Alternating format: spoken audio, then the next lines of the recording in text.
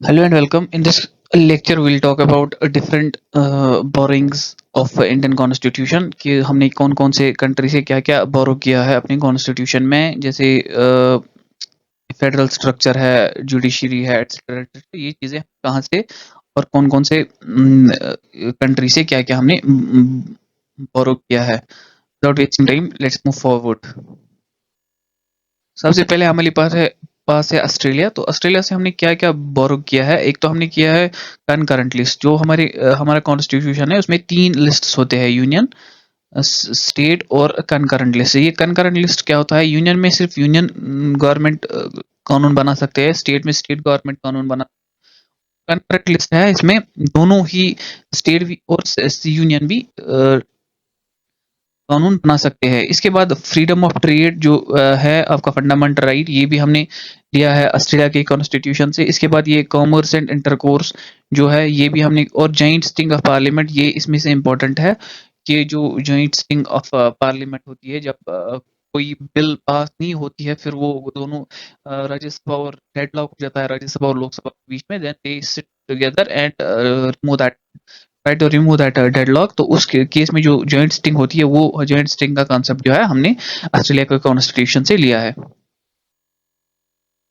उसके बाद हमारे पास है कनाडा। कनाडा का आपने मैप देखा होगा, वो वैसे बहुत छोटे छोटे आइलैंड्स में बिखरा हुआ है। तो उससे आप याद रखो कि ये भी छोटे छोटे आइलैंड्स में मतलब अ, एक ही सेंटर से ला बनाना मुमकिन नहीं है, इसलिए उन्होंने फेडरल स्ट्रक्चर लिया है। तो वही फेडरेशन सेंटर हमने कहाँ से लिया है?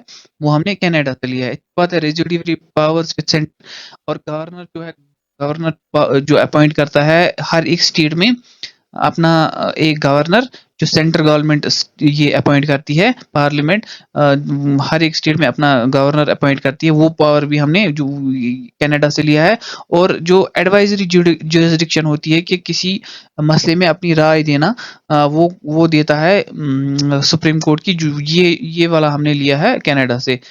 इसके बाद हमारे पास नेक्स्ट है, इसके बाद हमारे पास है ईयरलैंड। ईयरलैंड से हमने क्या क्या लिया है? एक तो हमने लिया है directive policies of directive principles of state policy, ले के एक गवर्नमेंट को क्या ये प्रिंसिपल्स दिमाग में रख के ये अपनी लॉ लेजिस्लेशन करनी है, वो जो चीज़ें हैं वो हमने ईयरलैंड के कॉन्स्टिट्यूशन से लिए। इसके बाद है नॉमिनेशन टू राज्यसभा, जो प्रेसिडेंट नॉमिनेट करता है खुद ही मेंबर्स इन राज्यसभा, वो भी हमने ईयरलैंड से लिया है। इसके बाद जो इलेक्शन होता है प्रेसिडेंट का, वो भी हमने ईयरलैंड से ही लिया है। और जो अवार्ड्स एंड ऑनर्स जो दिए दिए जाते हैं बाय बाय प्रेसिडेंट, वो कॉन्सेप्ट भी हमने ईयरलैंड के कॉन्स्टिट्यूशन से लिया है। इसके बाद हमारे पास है जापान। जापान में आपको पता ही है, जापान में आप ऐसे याद रखो, वहां से हमने लिया है ये प्रोसीजर एस्टेब्लिश्ड बाय लॉ। तो जो जापान है, जापान में हर एक चीज अच्छे प्रोसेस के साथ ये होती है। वो चाइना की तरह फ्रॉड चीजें नहीं लाते, वो पूरा प्रोसेस करके बहुत ही अच्छे से चीजें बनाते हैं। वही प्रोसेस से आप याद रख लो कि प्रोसीजर, कि यहाँ से हमने क्या लाया है, प्रोसीजर एस्टेब्लिश्ड बाय लॉ।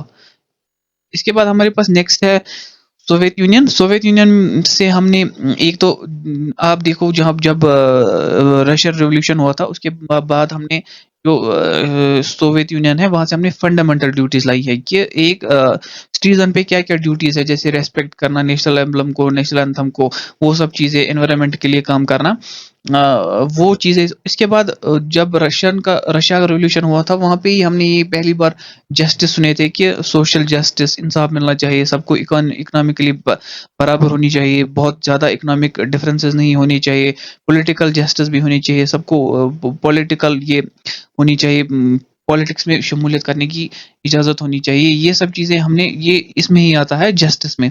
तो ये जो जस्टिस तक जो हमने लिखा है फिर अपने प्रियम्बल में, वो भी हमने सोवियत यूनियन से ही, के कॉन्स्टिट्यूशन से ही लाया है। इसके बाद हमारे पास नेक्स्ट है यूनाइटेड किंगडम। यूनाइटेड किंगडम जो है वो, जो ब्रिटिश है जो हमारे ऊपर ये राज कर रहे थे टिल 1947, तो इनके जब ये चले गए तो उनके उसके बाद हमने, क्योंकि यही हमारे ऊपर रूल कर रहे थे, तो हमारी जो कॉन्स्टिट्यूशन है उसमें इनके भी जो मतलब हम पार्लियामेंट्री गवर्नमेंट जो जैसे हमारे पास है, अभी हम एमपी इलेक्ट करते हैं, वो फिर लेजिस्लेशन करते हैं, प्राइम मिनिस्टर्स या कैबिनेट होता है, वो वो पूरा होता है पार्लियामेंट्री सिस्टम ऑफ गवर्नमेंट, वो यूनाइटेड लाया है। इसके बाद रूल ऑफ लॉ के एक रूल के तहत लॉ होगा कि किसी आर्बिट्री पावर के हाथ में रूल ऑफ लॉ नहीं होता है। जैसे अगर कोई बादशाह होगा तो rule of law according to उसके अकॉर्डिंग ही चलता है।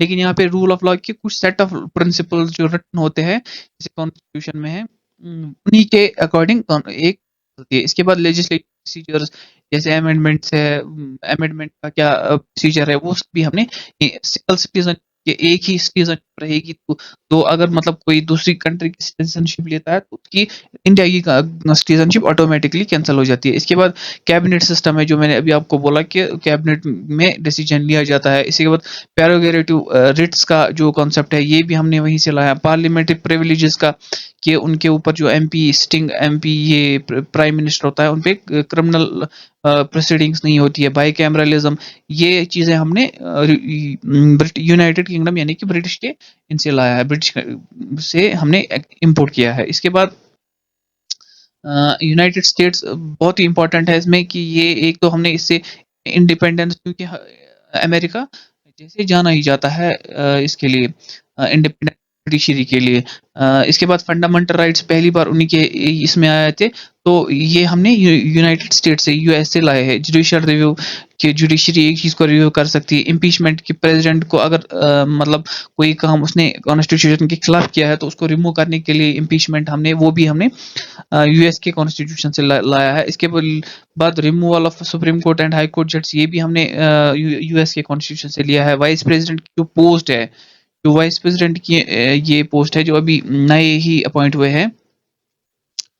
वह जो फाइनेंशियल इमरजेंसी है या प्रीएम्बल है, प्रीएम्बल और फाइनेंशियल इमरजेंसी ये हमने भी यूएस के कॉन्स्टिट्यूशन से लिया है। इसके बाद हमारे पास है जर्मनी। जर्मनी से हमने क्या लिया है कि जो फंडामेंटल राइट्स है वो एबॉलिश होते हैं ड्यूरिंग इमरजेंसी, जैसे 75 में होता।